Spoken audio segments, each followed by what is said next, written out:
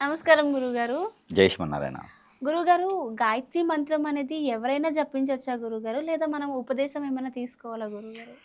ఈ గాయత్రి మంత్రం అనేది, తర్వాత దత్తాత్రేయ స్వామికి మంత్రాలనేది, సాయిబాబా వారి మంత్రాలనేది ఇవన్నీ కూడా ఏంటంటే ఎవరైనా చదవచ్చు. హ్మ్. కానీ దానికి ఒక పద్ధతి, ఒక సమయం ఉంటుంది. దీని ఉపదేశం తీసుకునే అవసరం ఏం లేదు. హ్మ్. గాయత్రి మంత్రం మామూలుగా చదువుకోవాలంటే, ఎవరికైనా చెప్పాలి అంటే, ఆ గాయత్రి మంత్రంలో ఉన్నటువంటివి ఏదైనా పాటించాలంటే అవి ఉపదేశం తీసుకోవాల్సిందే. ఖచ్చితంగా ఉపదేశం తీసుకోవాలి. హ్మ్.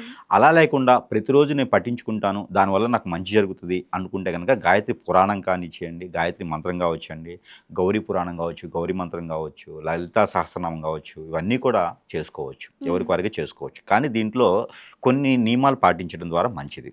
సాయం సంధి వేళల్లో గాయత్రి మంత్రం చదవటం ద్వారా మంచి జరుగుతుంది. హ్మ్. స్ట్రెస్ ఫీల్ తగ్గుతుంది, మైండ్ పరంగా ప్రశాంతంగా ఉంటుంది, ఆర్థిక స్థితిగతి కూడా తోడ్పడతాయి. వాస్తు ఇంట్లో ఏదైనా రుమ్మతులు అంటే చెడు దోషాలు ఏమైనా ఇంట్లో ఉన్నా, అలానే వాస్తు ప్రకారంగా లోపాలు ఉన్నా కూడా ఇంట్లో గాయత్రి మంత్రం పెట్టడం ద్వారా ఆ ఒక వైబ్రేషన్కి ఆ ఇంట్లో ఉన్నటువంటి నెగిటివిటీ కూడా వెళ్ళేదానికి ఆస్కారం ఎక్కువ ఉంటుంది. హ్మ్. ఆ గాయత్రి మంత్రం వినేటప్పుడు కానీ, చదివేటప్పుడు కానీ, మనం ఆచరించేటప్పుడు కానీ ఏం చేయాలంటే, ఒక గ్లాసు వాటర్, కర్పూరం, బిళ్ళ కర్పూరం కానీ, మనకి ముద్ద కర్పూరం, హారతి కర్పూరం ఇలా ఉంటాయి కదా, హ్మ్. పచ్చి కర్పూరం ఇలా ఉంటాయి.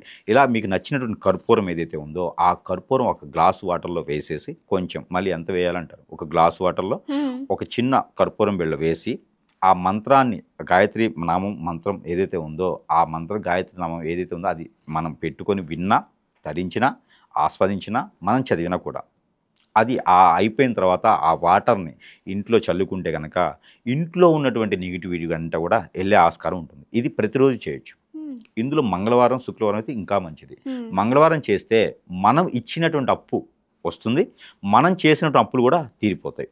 ఇది శుక్రవారం రోజు చేస్తే కనుక జాబు వెసులుబాటు, ఇంట్లో ఏదైనా ఆరోగ్య సమస్యలు ఉన్నా కూడా పోతాయి.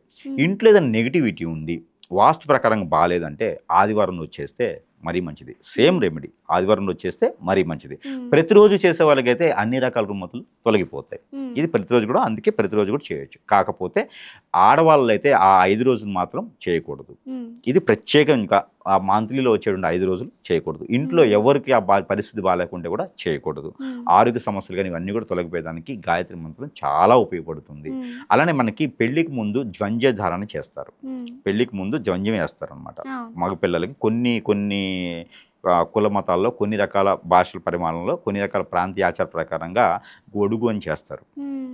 ఈ ఒడుగు చేసేటప్పుడు కూడా గాయత్రి మంత్రం ఏదైతే ఉందో ఈ గాయత్రి మంత్రాన్ని ఉచ్చారించే ఒడుగు అని చేస్తారు. అందుకని అంత పవిత్రమైంది గాయత్రి మంత్రం. అంటే బ్రహ్మచారి నుంచి గుహస్థు అయ్యేందుకు గాయత్రి మంత్రం చదువుతారు. వీళ్ళందరూ కూడా మామూలుగా మనం చదివేటువంటి గాయత్రి మంత్రంలా కాకుండా ఉపదేశం తీసుకొని, బ్రాహ్మణోత్తముడు ఉపదేశం తీసుకొని వాళ్ళు చేస్తేనే ఫలిస్తుంది. హ్మ్. అంటే బ్రహ్మస్థు నుంచి గుహస్థు చేయడానికి గాయత్రి మంత్రం ఎంతైతే ఉపయోగపడుతుందో అంత పవిత్రమైనదని అర్థం. గాయత్రి మంత్రం అంత పవిత్రమైందని అర్థం.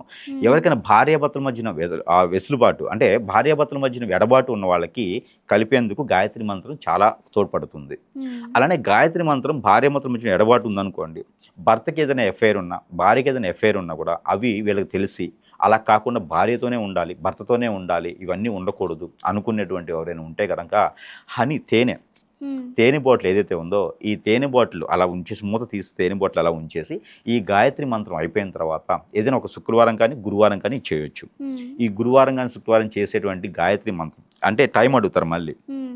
సాయం సంధి వేళలోనే ఓన్లీ.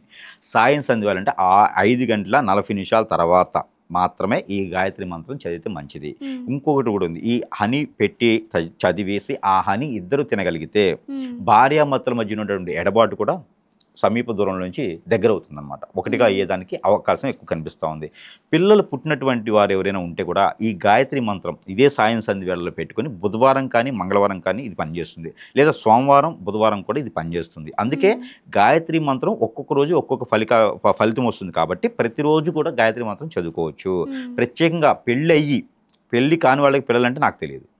పెళ్ళయ్యి పిల్లలు పుట్టాలి అంటే కనుక, పిల్లలు పుట్టడం లేట్ అయితే కనుక బుధవారం కానీ, సోమవారం కానీ ప్రత్యేకంగా వారి గాయత్రి మంత్రాన్ని చదువుతుంటూ ఏదైతే జీడిపప్పు, కాజు ఉంటాయి కదా, అవును. కాజు, అలానే బాదం, కిస్మిస్, అంజీరు ఏవైతే 4 ఉన్నాయో ఒక్కొక్కటి 50 గ్రాముల చొప్పున తీసుకొని ఆ మంత్రం ఏదైతే గాయత్రి జపం కావచ్చు, మంత్రం కావచ్చు, ఉచ్చారణ కావచ్చు, వీళ్ళు వినడం కావచ్చు, తరించడం కావచ్చు, ఏదైతే ఉంటుందో ఇది అయిపోయిన తనువెమ్మటే అవి తినడమో, వాటిని మిక్సీ కొట్టి పాలలో కలిపేసి అది ప్రసాద రూపంగా ఉన్న వాళ్ళకి ఇవ్వడమో, అమ్మవారి దగ్గర నైవేద్యం పెట్టడమో, ఆ నైవేద్యాన్ని తీసుకుని ప్రసాద రూపంగా చేయడమో మంచిది.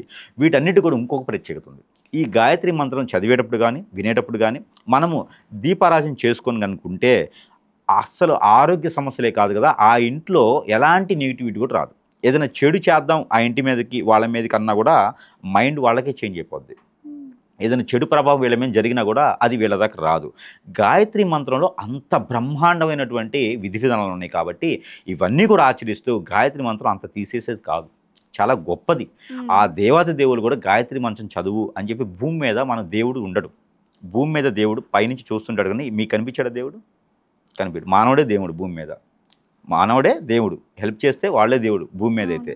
అయితే ఆ దేవుని స్వరూపం చేసుకునేటువంటి విధి విధానాలు భూమి మీద ఉండవు కాబట్టి ఆ ఒక విగ్రహ రూపంలో మనం దర్శనం చేసుకోవడం, అర్చన చేసుకోవడం ఉంటుంది. అయితే డైరెక్ట్గా ఆ దేవాతి దేవుడి నుంచి పంపించినటువంటి గాయత్రి మంత్రం ఏదైతే ఉందో ఇది చేసుకోవడం ద్వారా ఆ ఒక అమ్మవారి అయ్యవారి దర్శనం చేసుకున్నటువంటి పుణ్యఫలం కూడా మనకి లభిస్తుంది. ప్రతిరోజు మనం టెంపుల్కి వెళ్ళి దర్శనం చేసుకోవాలంటే అవ్వదు, కానీ గాయత్రి మంత్రం ఉచ్చారణ చేసుకున్నాం, విన్నా కూడా ఆ ఒక పుణ్యఫలం అనేది రావడం జరుగుతూ ఉంది. మనం తెలుసో తెలియకో కాలితో తొక్కుతూ ఉంటాం, ఈకలని, చీమలని, దోమలని ఇలా తొక్కుతూ ఉంటాం. మనం తినేటువంటి ఆహారంలో ఎన్నో కీటక పదార్థాలు ఉంటాయి. ఇవన్నీ కూడా మనకు తెలియకుండానే జరుగుతూ ఉంటాయి. అవి కూడా పాప కింద ఉంటుంది. ఈ పాపాలన్నీ హఠాత్తుగా హరాయించుకుపోయేటువంటి విధి విధానమే ఈ గాయత్రి మంత్రం. ఈ గాయత్రి మంత్రంలో అంత విశిష్టత ఉంది కాబట్టి ప్రతిరోజు కూడా నియమనిష్టలతో ఆచరిస్తే మరీ మంచిది. ఈ గాయత్రి మంత్రం ఆచరించేటప్పుడు విభూతి ధారణ చేసుకున్నట్లయితే కనుక ఆ విభూతి ధారణ చేసుకుంటే డైరెక్ట్గా స్వర్గలోక దర్శనం అయ్యేటువంటి ప్రాప్తి కలుగుతుంది. అంటే పెద్దలు ఎవరైనా ఉంటే ఇంట్లో పెద్దవారు 50 సంవత్సరాలు దాటి ఆరోగ్య సమస్యలు ఎవరైనా ఉంటే ఆ సాయం సంధ్య వేళలో స్నానం ఆచరించలేని పరిస్థితిలో ఉన్నవారు ఎవరైనా ఉంటే కనుక వారు విభూతి ధారణ ఒంటి నిండా పూసుకునే అవసరం లేదు, జస్ట్ నుదురు మీద విభూతి పెట్టుకొని ఆ గాయత్రి మంత్రం వినడం ద్వారా వాళ్ళకి ఆరోగ్య స్థితిగతులు బాగుంటాయి. తర్వాత కర్మఫలం తర్వాత ఎలా ఉండిద్దంటే స్వర్గద్వార దర్శనం ఉంటుంది. ఆ దేవుని చెంతకి చేరేందుకు ఆస్కారం ఎక్కువ కనిపిస్తూ ఉంటుంది. కాబట్టి ఈ గాయత్రి మంత్రం ఉచ్చారణ కానీ అలా చేసుకున్నా, విన్నా, తరించినా కూడా మంచిది. ఇంకోళ్ళకి ఉపదేశిస్తే కూడా మంచిది. ఏదైనా గురువు గారికి గాయత్రి మంత్రం ఉన్నది ఉపదేశం తీసుకోవాలంటే కొన్ని నియమాలు ఉంటాయి. ఒక్కొక్క మంత్రానికి ఒక్కో నియమం ఉంటుంది. ఆ గాయత్రి మంత్రం నియమం అనేది ఉంటుంది ఒకటి. ఆ గాయత్రి మంత్రం తీసుకున్నట్టే మగవారు తీసుకున్నట్టు కనుక 3 పోగుల జంజం అనేది వేసుకోవాలి. గాయత్రి మంత్రం జపం చేయాలంటే 3 పోగుల జంజం ఖచ్చితంగా ఉండాల్సిందే. 9 పోగుల జంజం అనేది పెళ్లి అయిన తర్వాత ఏర్పడుతుంది. అత్తగారిది, అమ్మవారిది 3 గాయత్రి మంత్రాన్ని 3, 9 పోగుల జంజం అనేది ఉంటుంది. ఇది కొన్ని కులాలు మాత్రమే చేస్తారు. ఆ జంజం లేకుండా గాయత్రి మంత్రం ఉపదేశం చేయడానికి లేదు, ఉపదేశం తీసుకోవడానికి లేదు. గాయత్రి మంత్రానికి ఈ యొక్క జంజం అనేది దాని ప్రాసిద్ధి. కాబట్టి గాయత్రి మంత్రం మామూలుగా ఏ ఆడవారైనా మగవారైనా చేసుకోవచ్చు. ఉపదేశం తీసుకోవడానికి మాత్రం ఖచ్చితంగా జంజం వేసుకోవాల్సిందే. వారు కూడా ఇంకొకరి దగ్గర నుంచి, గురువు గారి దగ్గర నుంచి ఉపదేశం తీసుకోవాల్సిందే. దానికి కొన్ని నియమనిష్టలు ఉన్నాయి. ఆ నియమనిష్టలు అనేది ఉపదేశం తీసుకునేటప్పుడు చెప్తారు. ఇప్పుడు అవి లైవ్లో నియమనిష్టలు మాట్లాడడానికి ఉండదు, కానీ ఎవరైనా సరే ఒకటి మాట్లాడవచ్చు. నాన్ వెజ్ తిన్న రోజు ఎవరైతే ఉన్నారో వారు ఆడవారైనా మగవారైనా నాన్ వెజ్ తిన్న రోజు గాయత్రి మంత్రం చదవకపోవడం మంచిది. ఇది ఒకటైతే నియమం, అది చేయకూడదు. గాయత్రి మంత్రం ఇంకోటి ఏంటంటే కొన్ని ఉంటాయి, అవి ఉపదేశం చేసేటప్పుడు చెప్తారు కాబట్టి అవి అక్కడ వాళ్ళే వినాలి, అక్కడే వినాలి. మనం ఇప్పుడు చెప్పడానికి ఉండదు అది. అందుకని గాయత్రి మంత్రం విశిష్టత ఇలా ఉంటుంది కాబట్టి గాయత్రి మంత్రం చదువుకోవచ్చు, ఇబ్బంది లేదు. ఇది గాయత్రి మంత్రం ఉదయం కన్నా సాయంత్రం చదివితే మంచిది. సో గాయత్రి మంత్రం ఎవరైనా చదువుకోవచ్చు, కానీ ఉపదేశించాలంటే మాత్రం దానికి నియమ నిష్టలు ఉంటాయి అంటారు. అంతేనా గురువు? ఖచ్చితంగా. చాలా బాగా చెప్పారు గురువు గారు. Thank you so much.